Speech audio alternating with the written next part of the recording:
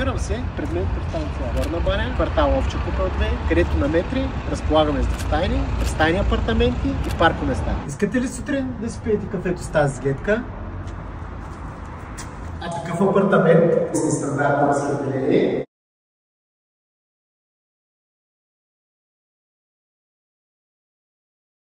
А такъв апартамент, който е на 2 нива.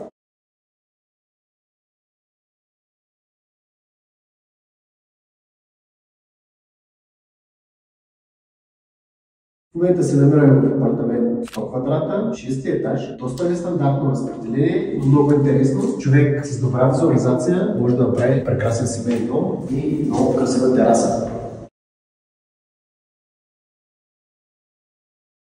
Сградата разполага с просторен семейен апартамент, огромна клетна, 2 големи спални, на втори 6 етаж, отделно баня и тоалетна.